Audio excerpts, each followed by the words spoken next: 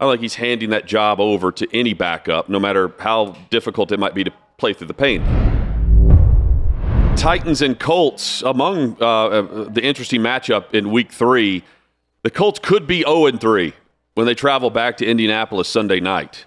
Carson Wentz is a game-time decision. He actually practiced today. That's encouraging for them. Both ankle injuries. He hurt one ankle early in the game last Sunday, sprained the other one, and could not return for the final 2 possessions. He's missed 2 practices this week, returned today to receive those starting reps. Will he be able to go?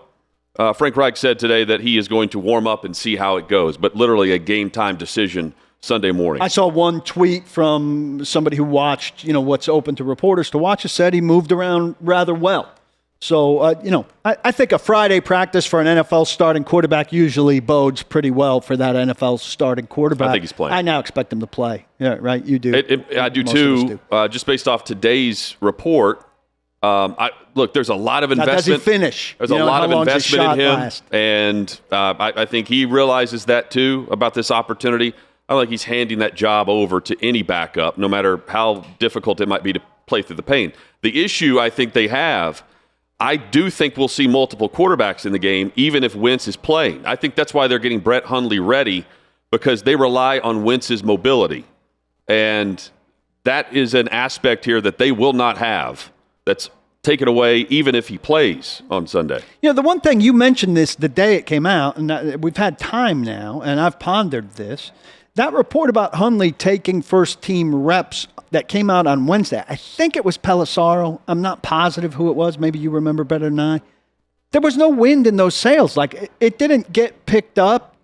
Other people didn't say the same thing. You kind of speculated maybe there's some playing around going on with an agent or the Colts trying to stir something up that did not take off. And what does not take off in today's media when something like that's put out? Like somebody lights a match, usually there's a fire. There was no fire off of that report, which is kind of weird. Everybody else was talking Eason. That one thing talked Hundley. So I don't know what's going on there. I think you may be right. And the other question, much like with Roger Saffold on the Titans side and maybe Ben Jones, isn't about whether they start. It's about if they're able to finish. Does a shot last?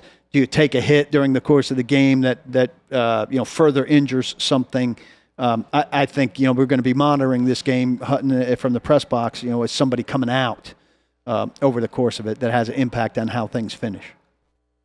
I mean, that's a tough guy, was my first thought. With the injury, with ankles being listed and now practicing and probably going to give it a go. Yeah. Changes the complexion of the game because, Titans would have no business losing to Jacob Eason or Brett Hundley. They agree. I think this game plan is straightforward. I think it's as obvious as last week's Titans game plan was. They are going to want to establish the run and never stray from that game plan, even if they're down a couple of scores. I agree with you. I mean, I think Jonathan Taylor and Derrick Henry are both going to get fed a lot, and Hines. And Hines is, let's throw this in, he is an extension of their run game in the passing game. Short passes that turn into runs. But keep this in mind. Arizona and Seattle combined to throw 11 deep balls against the Titans. That's 17.5% of the passes against the Titans this year, second highest in the league. So the Colts would be crazy not to mix that into their attack. And guess who's right behind that? The Colts have faced 17% deep balls. And I've talked over and over about how I think they're bad at corner. So I do think, like you're saying, the basis of this game and the two offensive plans are going to be run. Yep. But there is certainly room to off of that run, take and hit some shots against two teams that have major questions in the secondary. The Colts not very good there at corner. The Titans, Elijah Molden's been giving up big plays at nickel. Is he there or is Chris Johnson there? And can you scheme up something against them even though you don't have great speed? And Dane Cruikshank is probably playing strong safety with Hooker out and last week's starter cut in Bradley McDougald. So there are things to pick on in those secondaries if you can protect, especially if you're play actioning it off of a successful run game. Are we buying Titans pass rush so far this season? Better. Because, I mean, talking about the secondary is one thing, and there are some issues there, but I also immediately think about, okay, The pass rush looks competent so far through 2 games to a much better extent than the last couple of years. But are we buying that as an actual factor against the Colts in this game? Because normally in this matchup, we're talking about the Colts pass rush being a factor, not the Titans. Well, I'm buying it for both sides, and I'm buying it for the Titans in part because it's going to be a more stationary target. Wentz a more stationary target, though he can move around, even healthy, than Kyler Murray and Russell Wilson. And now with 2 sprained ankles, certainly a more stationary target. So the Titans can finally rush to a spot as opposed to having to think a little bit about capture, not kill. Another part of the game plan I expect to see Sunday from the Titans. The last 2 weeks, while Henry was the man in Seattle, he didn't get going until the second half. What was it, 13 carries for 50 yards or something at halftime last week? Which was about his total in the first game. Yeah.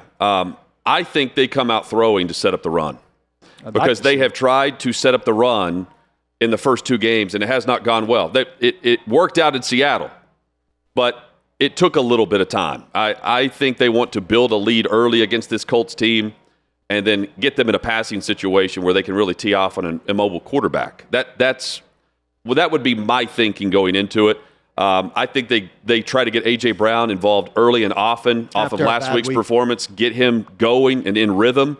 That opens up Julio Jones. I also think this could be a good game for Anthony Firkser if he's able to go. He's out. He's out. He's already been ruled out. Yeah. So not good. Michael Pruitt gets opportunities another there. Chance. And then the third wide receiver. Is Josh Reynolds going to be more involved now, 2 weeks back from injury?